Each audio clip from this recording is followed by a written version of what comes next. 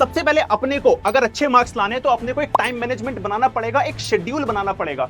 अपने दिमाग को किसी भी तरह समझाओ कि मुझे आज के दिन में इतना सब कुछ करना ही करना है। गिव अप मत करो, अभी गिव अप करने का टाइम नहीं आया है, तुम्हारे पास अभी बहुत टाइम है। अपना अच्छे से टाइम मैनेजमेंट करो, शेड्यूल बनाओ। अब ध्यान दो, तुमने सब कुछ कर लिया, तुम्हें लग रहा है कि सर अच्छा मैंने सिलेबस भी कंप्लीट कर लिया, सर मैं 95% कैसे स्कोर करूंगा, वो तो टॉपर्स लोग करते हैं। बच्चों कुछ ऐसी ट्रिक है जो तुम्हें अभी तक नहीं पता थी। सबसे बड़ी ट्रिक है बेटर रिप्रेजेंटेशन। अपने पेपर को जब लिखोगे तुम्हें उसने पेपर को कुछ ऐसे रिप्रेजेंट करना है कि एग्जामिनर तुमसे खुश हो जाए। तुम सबको 95% बोर्ड्स में चाहिए, पक्का चाहिए, तो आओ इस वीडियो को देखो, क्योंकि यहां पे मैं बताने वाला हूं मोस्ट इंपॉर्टेंट 8 ऐसे पॉइंट्स जहां पे तो अगर तुम इनको फॉलो कर लेते हो तो तुम्हें 95% स्कोर करने से कोई नहीं रोक सकता। और एंड में एक मोस्ट इंपॉर्टेंट पॉइंट जो मैं तुम्हें बताऊंगा, अगर तुमने ये मिस कर दिया तो भूल जाना कि तुम्हारे 95% आ सकते हैं, क्योंकि ये मोस्ट इंपॉर्टेंट पॉइंट होने वाला है।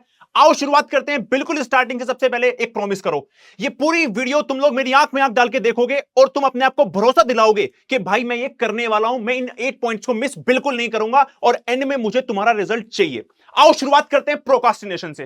सर ये कैसा वर्ड है प्रोकास्टिनेशन? बेटा ये वो वर्ड है जो तूने स्टार्टिंग से अब तक किया है। सोच जरा ध्यान से, अगर तू अपना सिलेबस स्टार्टिंग से कंप्लीट करना शुरू कर देता तो आज तू कहां होता? तू आज सारा कुछ सारी क्लास अच्छे से कर लेता तो तू आज कहां होता? तू सारे सैंपल पेपर सॉल्व कर रहा होता, तेरे अच्छे मार्क्स सैंपल पेपर में प्री बोर्ड में आ रहे होते, लेकिन किसी कारणवश तूने नहीं किया। अब हम आज से वो शुरू करने वाले हैं। मैं तुझे बताने वाला हूं कि तूने कौन सी गलती की थी जो तुझे अब नहीं करनी है, क्योंकि ये सब मैंने किया था और मैंने कैसे कमबैक किया आज हम वही देखने वाले हैं। सर प्रोकास्टिनेशन अब नहीं करना है, क्यों नहीं करना है? क्योंकि इसलिए नहीं करना है क्योंकि तुम्हारे पास बहुत समय नहीं है, 15 से 20 दिन तुम्हारे पास बचे हैं। अगर तुमने अभी चीजों को कल पे डाला तो तुम भूल जाओ कि तुम अच्छा स्कोर कर पाओगे। तुम्हें सबसे पहले अपने प्रोकास्टिनेशन इस वर्ड को अपनी डिक्शनरी से निकालना पड़ेगा। और कैसे निकालोगे? बहुत सिंपल सी बात है।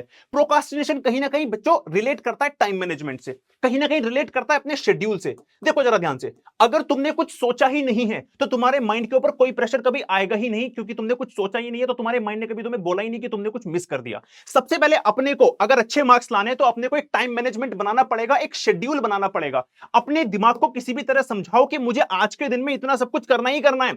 और अगर तुमने अपने दिमाग को समझाने के बाद भी उसको मिस किया तुम्हें गिल्ट फील होगा। मेरे साथ अक्सर यही होता था। मैं कैसे प्रोकास्टिनेशन को भगाता था, कैसे अपना टाइम मैनेजमेंट करता था। मैं अपने दिमाग से बार बार कहता था कि आज मुझे किसी भी हालत में ये सारा काम करना ही करना है, आज मुझे साइंस में 2 घंटे पढ़ना है, आज मुझे सैंपल पेपर सॉल्व करना है। और जिस दिन मैंने नहीं किया उस दिन मुझे बड़ा गिल्ट फील होता था कि यार आज मैंने कुछ मिस कर दिया, आज मैंने कुछ अच्छा काम नहीं किया। सेम तुम्हें भी फील होगा अगर तुमने अपना एक प्रॉपर शेड्यूल बना दिया टाइम मैनेजमेंट के साथ में कि तुम्हें 1 घंटा साइंस पढ़नी है, 1 घंटा मैथ्स पढ़ना है। तुम्हें दिन में अपने पूरे के पूरे दिन को, तुम स्कूल नहीं जा रहे हो, अब तुम स्कूल बिल्कुल नहीं जा रहे हो, तुम्हें पता है तुम्हारे पास पूरा दिन खाली है, तुम अपने पूरे दिन का एक शेड्यूल बनाओगे। उस शेड्यूल में लिखोगे कि मैं सुबह 8 बजे उठूंगा, कैसे भी करके उठूंगा, बिल्कुल मिस नहीं करूंगा। और उसके बाद 2 घंटे लगातार पढ़ के साइंस बैठूंगा, फिर 1 घंटे का ब्रेक लूंगा, फिर उसके बाद 2 घंटे मैथ्स पढ़ूंगा। इस तरीके से तुम्हें अपना पूरा शेड्यूल बनाना है जो तुम्हारे प्रोकास्टिनेशन और टाइम मैनेजमेंट की प्रॉब्लम को बिल्कुल सॉल्व कर देगा। ये तुम्हें करना है।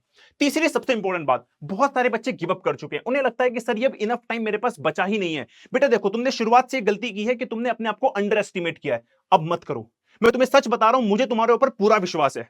सच बता रहा हूं, मुझे तुम्हारे पास बहुत ज्यादा विश्वास है कि तुम अभी भी बहुत कुछ कर सकते हो। तुम्हारे पास आखिरी के 15 से 20 दिन है। हम जो इस चैनल पे कर रहे हैं ना, हम इतना अच्छा वहां पे कंटेंट तुम्हें दे रहे हैं कि तुम आराम से स्कोर कर जाओगे 95% से ऊपर। और एंड में भी मैं तुम्हें कुछ ऐसा बताने वाला हूं जो तुम्हारे लिए बहुत बेनिफिशियल होने वाला है, तो ध्यान से समझना। गिव अप मत करो, अभी गिव अप करने का टाइम नहीं आया है, तुम्हारे पास अभी बहुत टाइम है, बहुत टाइम है। अपना अच्छे से टाइम मैनेजमेंट करो, शेड्यूल बनाओ। अब ध्यान दो, तुमने सब कुछ कर लिया, तुम्हें लग रहा है कि सर अच्छा मैंने सिलेबस भी कंप्लीट कर लिया, सर मैं 95% कैसे स्कोर करूंगा, वो तो टॉपर्स लोग करते हैं। बच्चों कुछ ऐसी ट्रिक है जो तुम्हें अभी तक नहीं पता थी। सबसे बड़ी ट्रिक है बेटर रिप्रेजेंटेशन। अपने पेपर को जब लिखोगे तुम्हें उसने पेपर को कुछ ऐसे रिप्रेजेंट करना है कि एग्जामिनर तुमसे खुश हो जाए। तुम्हें एक स्टोरी सुनाता हूं। जब मैं क्लास 12th में था ना, तो एक बार क्या हुआ, मेरा एंड का पेपर बचा हुआ था मैथमेटिक्स। मेरे सारे पेपर बहुत अच्छे गए थे फिजिक्स और केमिस्ट्री के। जब मैथ्स का पेपर था, मैथ्स का पेपर उस दिन बहुत टफ आया। और जब टफ आया, मेरा रोल नंबर 1 है, मैं दीवार के सबसे क्लोज बैठा था, मुझे सामने केवल दीवार दिख रही थी। मैं एकदम से एंजाइटी में आ गया, मुझे डर लगने लगा कि यार मेरा फिजिक्स केमिस्ट्री सब कुछ अच्छा गया, मैथ सबसे बेकार जाएगा। तभी मैंने हार नहीं मानी, मैंने गिव अप नहीं किया। मेरे दिमाग ने काम किया कि मैं कुछ भी करके अपनी एक बहुत अच्छी रिप्रेजेंटेशन पेपर में करके आऊंगा। तो मैंने क्या सोचा कि यार सेक्शन में, पूरे पेपर में 5 सेक्शन है। सेक्शन एक ऐसा सेक्शन है जो 30 नंबर का सेक्शन है, जिसमें 6 मार्क्स के 5 क्वेश्चन है, और इसके पांचों क्वेश्चन मुझे आते हैं। बाकी सेक्शन से मुझे नहीं आते इतने क्वेश्चन, लेकिन इसके मुझे आते हैं। मैंने ट्रिक ये खेली कि मैंने कोशिश की कि मैं पहले सेक्शन ई को पूरा निपटा दूं और जितने क्वेश्चन आते हैं सारे सोल्व करूं, हर क्वेश्चन को अच्छी राइटिंग में लिखूं और हर क्वेश्चन के बाद एक स्ट्रेट लाइन खींचूं, ये बताऊं कि यहां पे मेरा क्वेश्चन खत्म हो गया। मैंने अपने आंसर को ब्लॉक में बंद करके साफ साफ एग्जामिनर को दिखाया कि भाई देख लो ये आंसर है। एग्जामिनर ने जब मेरी कॉपी चेक की होगी ना, मैं तुम्हें लिटरली बता रहा हूं, मेरे मार्क्स बन रहे होंगे हद से भी हद से 80%। लेकिन जब उसने देखा कि मेरे 3 पेज स्टार्टिंग के इतने साफ हैं, इतने अच्छे, इतनी अच्छी रिप्रेजेंटेशन है, मेरे पता नहीं कैसे 95% स्कोर आया। अब तुम समझ रहे हो बेटर रिप्रेजेंटेशन का बहुत इंपॉर्टेंट खेल होता है तुम्हारे पेपर में, जो तुम्हें गलती नहीं करनी है। अभी से सीखना शुरू कर दो, अभी से एक आंसर राइटिंग करना शुरू करो कि मैं अपने पेपर में आंसर्स को कैसे लिखूंगा। ये बहुत इंपॉर्टेंट बात है। अगली बात, 8 से 9 घंटे और स्टडीज। सर क्या मुझे अब 8 से 9 घंटे पढ़ना चाहिए? बेटा ये बहुत ज्यादा इंपॉर्टेंट है, क्योंकि मान के चलो तुमने स्टार्टिंग से कुछ नहीं पढ़ा है, तो हलवा नहीं है कि तुम सारा सिलेबस बहुत कम समय में ऐसे ही कवर कर दोगे एक एक घंटे पढ़ के। नहीं, तुम्हें 8 से 9 घंटे, मैं कहता हूं 8 से 9 घंटे ना भी दे पाओ तो कम से कम 6 से 7 घंटे तो तुम्हारे लिए मैंडेटरी होने चाहिए जो तुम्हें दोगे। कैसे दोगे? स्कूल तुम अब जान ही रहे हो। तुम्हें सिंपल सा काम ये करना है, सुबह अच्छे टाइम से उठना है, 2 घंटे साइंस, 2 घंटे मैथ्स और 2 घंटे कोई सा थर्ड सब्जेक्ट। जो तुम्हें टफ लगता है पहले उसको लेके बैठो, सुबह सुबह उसके लेके बैठो, फ्रेश माइंड से उसको लेके बैठो, चाहे वो एसएसटी हो चाहे वो साइंस हो। जो तुम्हें टफ लगता है पहले उसको कवर करो और कोशिश करो कि तुम उसको निपटा दो। 8 से 9 घंटे या फिर 6-7 घंटे तुम्हें आराम से देने हैं।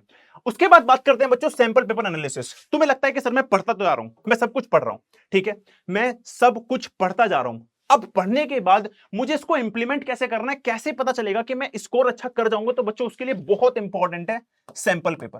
क्या इंपॉर्टेंट है? Sample paper.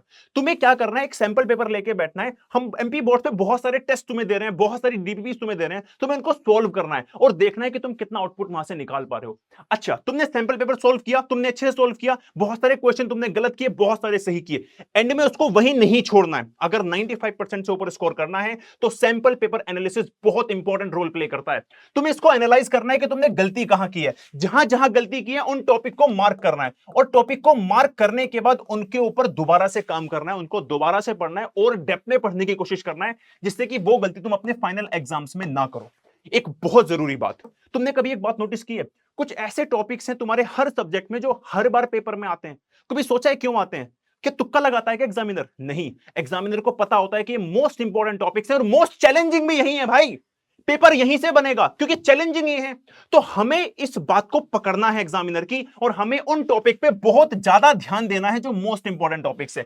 एक बार सिलेबस करने से काम नहीं चलेगा, तुम्हें क्या करना है, सारे इंपॉर्टेंट टॉपिक्स को देखना है। हम अपनी सारी क्लासेस में ऐसा कर भी रहे हैं, मैं तुम्हें बताता हूं कि ये मोस्ट इंपॉर्टेंट टॉपिक है। तुम्हें मोस्ट इंपॉर्टेंट टॉपिक्स को पकड़ना है और उन्हें 1 से 2 से नहीं, कम से कम 3 से 4 बार रिवाइज करना है, क्योंकि बहुत चांसेस हैं कि एग्जामिनर यहीं से पेपर बनाएगा और इन्हीं टॉपिक्स को चैलेंजिंग भी बनाएगा। अपने को क्या करना है, 3 से 4 बार इनको रिवाइज करना है। सबसे इंपॉर्टेंट बात, लास्ट इंपॉर्टेंट बात क्या थी? सर इंपॉर्टेंट बात मैंने तुमसे बोल दिया, तुम्हें सब कुछ करना है। एक सबसे इंपॉर्टेंट बात बताइए, ऑल इंपॉर्टेंट टॉपिक्स को 3 से 4 बार रिवाइज करना है। सर मुझे कौन बताएगा कौन से इंपॉर्टेंट टॉपिक्स हैं? इसीलिए एमपी बोर्ड्स वाला पे तुम्हारे लिए सिलेबस खत्म होने के बाद में एक सीरीज आएगी मोस्ट इंपॉर्टेंट टॉपिक्स की, जो तुम्हें एक्चुअल में राजा बनाएगी एमपी बोर्ड्स का, क्योंकि वहां हम वही टॉपिक करने वाले हैं जिनको एग्जामिनर पूछने वाला है, जो होंगे मोस्ट चैलेंजिंग।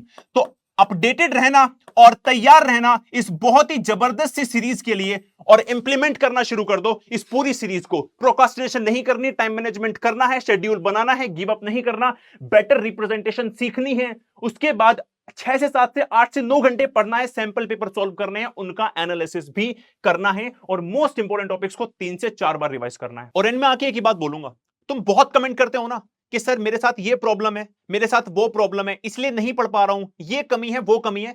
तुम्हारी कमी कोई नहीं सुनेगा, तुम्हारे आंसू कोई नहीं पूछने वाला। वो तुम हो जो अपने आंसू को खुद पूछ सकता है। कैसे? पढ़ाई करके। मैं क्या करने वाला हूं तुम्हारे लिए? मैं तुम्हें वो सब चीज देने वाला हूं जो तुम्हें हेल्प करेगा तुम्हारे 95% स्कोर करने में, लेकिन आखिरी में आके वो तुम हो जो मेहनत करेगा।